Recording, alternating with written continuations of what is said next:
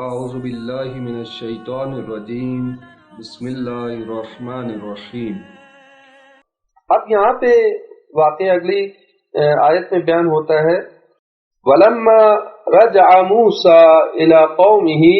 غَضْبَانَ آسِفًا، اور جب لوٹے موسیٰ اپنی قوم کی طرف، یعنی کوہ طور سے واپس لوٹے، إِلَىٰ قَوْمِهِ اپنے قوم کی طرف، غَضْبَانَ آسِفًا غصے میں، آسفا افسوس کرتے ہوئے، انتہائی افسوس کرتے ہوئے، واسفا یعنی انتہائی افسوس کرتے ہوئے اور غصے کی حالت میں لوٹے، کیونکہ معلوم ہوا ان کو کہ میری قوم گمراہ ہو گئی ہے۔ قال بئس ما خلفتمونی من بعدی، اب قوم کی طرف تو نہیں گئے، سب سے پہلے گئے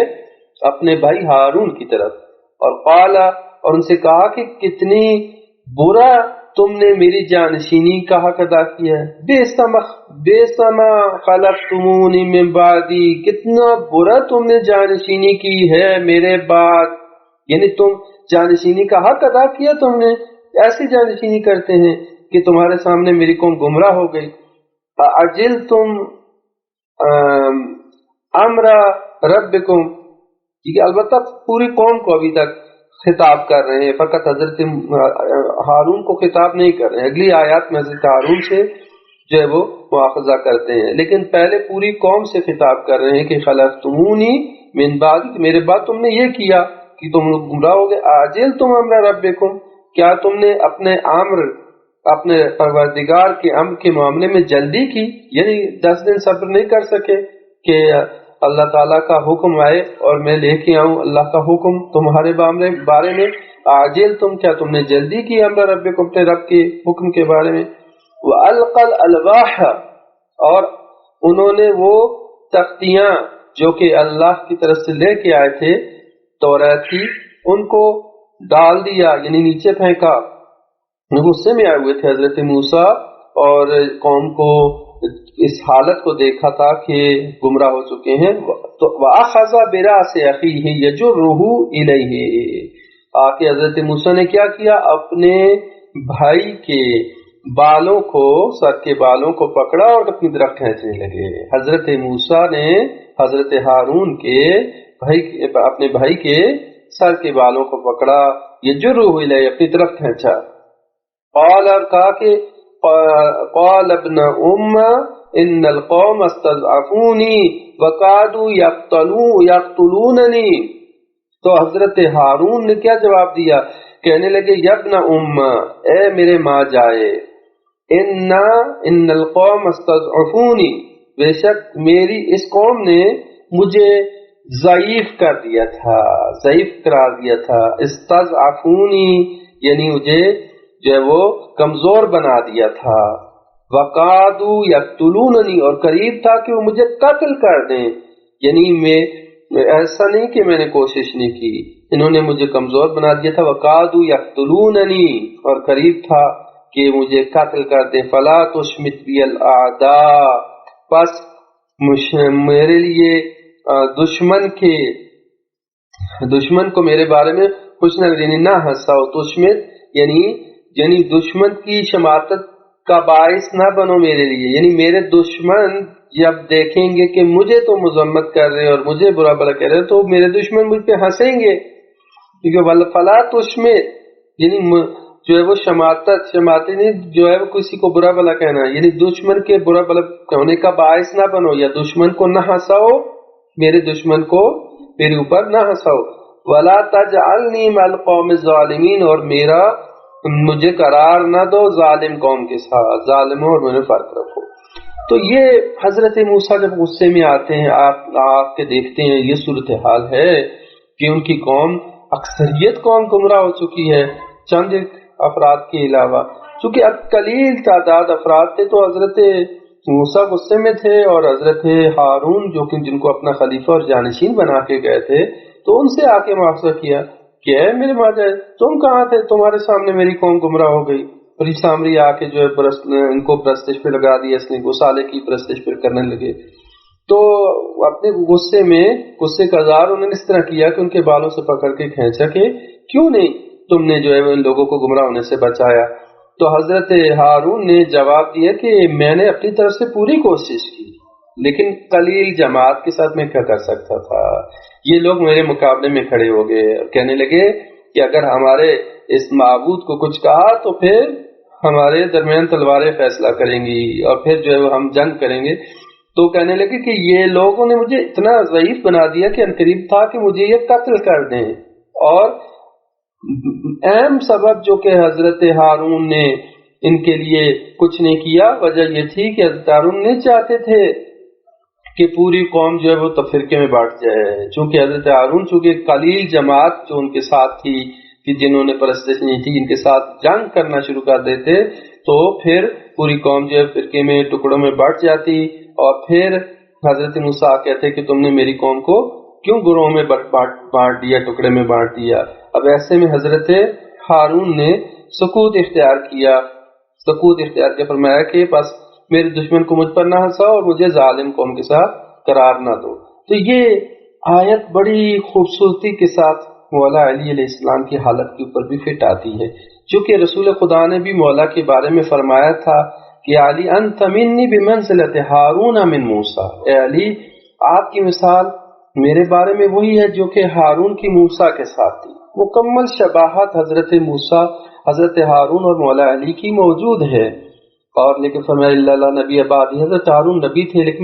لیکن میرے بعد کوئی نبی نہیں ہے، آپ امام ہیں۔ لیکن مولا علی علیہ السلام رسول خدا کے بعد پوری کوشش کی آپ نے اسلام کو صحیح راستے کے اوپر گامزن رکھیں، لیکن اس کے باوجود مولا کو کمزور بنا دیا گیا۔ استضعفونی، مجھے کمزور، وقعدوا یقتلوننی، یہ ایام فاطمیہ اسی چیز کی یاد ہے نا کہ مولا کے دروازے پہ آنا، بی بی کے دروازے کے اوپر آگ لگانا، مولا کے گلے کے اوپر میں رسی ڈالنا، کسی کی مجال تھی کہ جو قلعہ خیبر اور خندق اور اتنی جنگوں کا فاتح ہو، کسی کی مجال تھی؟ لیکن بات یہی تھی استضعفونی وقعدوا یقتلوننی، ایسا نہ ہو کہ پوری قوم ٹکڑے ہو جائے، اسلام کا جو نام باقی ہے وہ بھی ختم ہو جائے۔ مولا نے صبر کیا، مولا اپنی خطبہ نہج البلاغہ میں فرمایا کہ میں نے اس حالت میں صبر کیا کہ میرے آنکھ میں سلائی ہو اور اس طرح سے کہ گلے میں ہڈی پھنسی ہو، اس انداز سے میں نے صبر کیا۔ صبر مولا کے لیے برداشت کرنا انتہائی مشکل تھا، لیکن اگر اب ایسے میں مولا تلوار ہاتھ میں لیتے تو پھر وہیں اسلام جو کہ ابھی تازہ پھوٹا تھا وہیں پہ نابود ہو جاتا۔ تو یہ کاملاً شباہت رکھتا ہے مولا علی علیہ السلام کی رسول خدا کے بعد جو مظلومیت ہے، اور حضرت ہارون کی جو ہے وہ حضرت موسیٰ کی عدم موجودگی میں ان کے ساتھ جو برتاؤ کیا گیا اور ان کو مظلوم واقع ہوئے، بالکل کامل شباہت رکھتی ہے مولا علی علیہ السلام کے حالات کے ساتھ یہ آیت۔ سورہ اعراف آیت نمبر 151 میں فرمایا قال رب اغفر لی، حضرت موسیٰ نے ارشاد فرمایا رب اغفر لی، پروردگار بخش دے مجھے، ولی اخی اور میرے بھائی کو، وادخلنا فی رحمتک اور تو ہمیں داخل کر اپنی رحمت میں، وانت ارحم الراحمین اور تو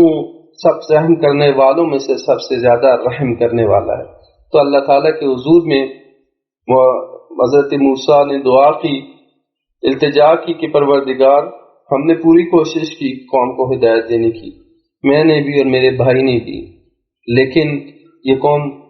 جو ہے وہ گمراہ ہو گئے، باوجود اس کے کہ ہم نے بہت کوشش کی لیکن پھر بھی گمراہ ہو۔ پروردگار مجھے میرے بھائی کو بخش دے، ہماری کوتاہی کو بخش دے۔ یعنی حضرت موسیٰ پھر بھی اللہ کے حضور میں یہی جو ہے وہ ان انبیاء کی اور اولیاء الہی کی یہ انتہائی جو ہے وہ عاجزی ہے کہ خدا کے حضور میں اپنی کوتاہی کا اعتراف کرے، پروردگار یہ بھی ہماری کوتاہی، اگر ہم کوتاہی نہ کرتے تو یہ گمراہ نہ ہوتے۔ حالانکہ انہوں نے تو اپنی پوری کوشش کی لیکن اس کے باوجود عاجزی ہے، خدا کے حضور میں انکساری ہے کہ پروردگار ہماری ہی کوتاہی ہے کہ یہ لوگ گمراہ ہو گئے، ہمیں بخش دے، ہمارے میرے بھائی کو بخش دے اور ہمیں اپنی رحمت میں داخل کرنا، یعنی ہمیں ان لوگوں میں سے قرار نہ دینا کہ جن پر تیرا غضب ہوا ہے۔ اور جن پر تو نے لعنت کی ہے. وانت ارحم الراحمین، تو سب رحم کرنے والوں میں سے بہترین سب سے بڑا رحم کرنے والا ہے. آیت نمبر 152 سورہ اعراف فرمایا کہ ان الذین اتخذوا العجل سینالهم غضب من ربهم وذلۃ فی الحیاۃ الدنیا وکذالک نجزی المفترین. فرمایا بے شک وہ لوگ کہ جنہوں نے بچڑے کو بنا لیا، اتخذو یعنی انتخاب کیا، بنایا یعنی کہ معبود کے طور پر اپنا لیا بچڑے کو اور اس گوسالے کو. سینالهم غضب من ربهم، ان قریب انہیں پہنچے گا غضب من ربهم، ان کے رب کی طرف سے، ان کے رب کی طرف سے ان پر غضب ہوگا. اور وذلۃ فی الحیات الدنیا، اور دنیا کی زندگی میں ان کے لیے ذلت ہے. وکذالک نجزی المفترین، اور اسی طرح سے ہم بہتان باندھنے والوں، افترا باندھنے والوں کو اسی طرح ہم جزا دیتے ہیں. تو اب فیصلہ اللہ تعالیٰ کی طرف سے کہ انہوں نے زبان سے تو کہہ دیا ہم نادم ہو گئے، پشیمان ہو گئے، لیکن یہ زبان سے کہنا کافی نہیں تھا، ایسا درست نہیں تھا، کیونکہ ان کے اوپر حجت تمام ہو چکی تھی. اس حجت تمام ہونے کے باوجود پھر وہ شرک کی طرف چلے گئے. جب شرک کی طرف گئے تو اب اتنی جلدی سے، یعنی انسان اگر ایک دفعہ اس کے اوپر حجت تمام ہو جائے اور اس کے باوجود وہ ایسا گناہ کر لے تو اللہ تعالیٰ کہ مورد غضب واقع ہوتا ہے، اور خاص طور پر شرک جیسا گناہ ہو تو لہٰذا اللہ تعالیٰ فرمایا کہ یہ لوگ جنہوں نے بچڑے کو، گوسالے کو معبود کے طور پر انتخاب کیا اور شرک میں مبتلا ہوئے تو ان کو عنقریب اللہ کا غضب نازل ہوگا اور ان کے اپنے پروردگار کے غضب کا نشانہ بنیں گے. آخرت میں تو غضب ہے ہی ہے، دنیا میں بھی ان کے لیے ذلت ہے. وذلت، دنیا میں اللہ تعالیٰ ان کو ذلیل کر دے گا، دنیا میں ذلت اور رسوائی کے ساتھ زندگی گزاریں گے. اور اس طرح سے ہم جو افطرا باندھتے ہیں، اللہ پر جھوٹا بہتان باندھتے ہیں، اللہ کے ساتھ شریک ٹھہراتے ہیں کسی کو، تو ہم ان کو اسی طرح سے جزا دیتے ہیں. سورہ اعراف کی آیت نمبر 153 ارشاد فرمایا کہ والذین عملوا السیئات ثم تابوا من بعدها وآمنوا ان ربک من بعدها لغفور رحیم. لیکن فرمایا کہ لیکن وہ لوگ، والذین، اور وہ لوگ کہ جنہوں نے انجام دیے، عملوا السیئات، برے کام انجام دیے، لیکن ثم تابو، پھر وہ صدق کے دل کے ساتھ انہوں نے اس کے بعد توبہ کر لی. ثم تابو من بعدها، اس کے بعد انہوں نے توبہ کر لی. وآمنوا، اور پھر ایمان لائے. ان ربک، بے شک تیرا پروردگار، من بعد، اس کے بعد غفور الرحیم، بہت بخشنے والا، نہایت رحم کرنے والا. اب چونکہ گزشتہ آیت میں انتہائی سخت انداز سے بیان کیا گیا کہ یہ لوگ جو مورد غضب واقع ہو گئے ہیں، جنہوں نے شرک کیا ہے، تو اللہ کی طرف سے ان پر غضب ہے اور وہ ذلت، دنیا کی زندگی میں بھی ان پر ذلت ہے. لہٰذا یہاں پہ ایک طرح سے مایوسی نہ آ جائے. لہٰذا بیان فرمایا کہ ممکن ہے کچھ لوگ نادانی کی وجہ سے، غفلت کی وجہ سے، ٹھیک ہے، اللہ کے حضور میں گناہ کر دیتے ہیں، برا فعل انجام دے دیتے ہیں، تو مایوس نہ ہوں. اگر وہ صدق کے دل سے توبہ کر لیں اور صدق کے دل سے توبہ کریں، پھر ایمان، اپنے ایمان کے اوپر ثابت قدم رہیں. یعنی انسان ایک دفعہ اگر اللہ کی نافرمانی کرتا ہے تو ایک طرح سے ایمان اس کا ہاتھ سے چلا جاتا ہے. دوبارہ سے اس کو ایمان کے اوپر کامل ثابت قدمی دکھانے کی ضرورت ہے. ثابت قدمی، ایمان کے اوپر ثابت قدمی مہم ہے، فقط ایمان لانا کافی نہیں ہے. لہذا تابوا من بعد وآمنوا، اور ایمان نہیں، صدق کے دل سے اللہ کے اوپر ایمان لیں، تو پھر اللہ تعالیٰ اس کے بعد جو ہے بہت غفور بھی ہے، غفور پائیں گے پروردگار کو، نہایت رحم کرنے والا بھی پائیں گے. لہذا اللہ تعالیٰ ایک طرف سے ان افراد کو کہ جو دانستہ طور پر اور جان بوجھ کر اللہ کی مخالفت کرتے ہیں، ان کے لیے وعید سنا رہا ہے اور ان کو غضب کی آگاہی دے رہا ہے اور ان کے لیے ذلت اور رسوائی دنیا کی زندگی میں بیان فرما رہا ہے. لیکن اگر کوئی نادانستہ طور پر غفلت کی وجہ سے کوئی گناہ یا خدا کی مخالفت کے مرتکب ہو گئے تو پھر اللہ تعالیٰ اپنے غفور اور رحیم ہونے کو بھی بتا رہا ہے. یعنی جب وہ انسان کو مایوس بھی نہیں ہونا چاہیے. ایسا نہ ہو کہ کچھ لوگ جو مایوس ہو جائیں، یا مایوسی کو اس لیے کفر قرار دیا گیا ہے کہ اللہ تعالیٰ کے حضور میں امید رکھنی چاہیے. اور یہ بیان کیا گیا کہ مومن جو ہے وہ امید اور خوف کے درمیان، خوف اور رجا جو ہے نا، دونوں چیزیں موجود ہیں. یعنی ایک طرف سے خوف ہے اپنے گناہوں کی وجہ سے، اللہ کی عدالت کی وجہ سے انسان کو خوف ہے، اور ایک دفعہ امید بھی ہے کیونکہ خدا رحیم بھی ہے، غفور اور رحیم ہے، تو لہٰذا امید بھی ہے. تو لہٰذا خوف اور رجا کے درمیان رہتا ہے مومن. مومن کی علامت یہ ہے، نہ بالکل امیدوار ہو جائے کہ اپنے گناہوں کو کچھ سمجھے ہی نہیں، اور نہ ہی اتنا زیادہ خوفزدہ ہو جائے کہ وہ مایوس ہو جائے اللہ کی رحمت سے. نہ دونوں طرفیں نہیں ہونی چاہیے، یعنی بین بین ہونا چاہیے درمیان میں، کہ مومن جو ہے وہ خوف اور رجا کے درمیان ہوتا ہے. تو اس لیے لہٰذا ایک طرف وعید سنائی اور ایک طرف پھر رجا اور امید کا بھی ایک جو وہ روشندان کھولا کہ نہیں، امید بھی موجود ہے. اگر سچ کے دل سے کوئی توبہ کر لیتا ہے تو اللہ تعالیٰ کو غفور و رحیم پائے گا.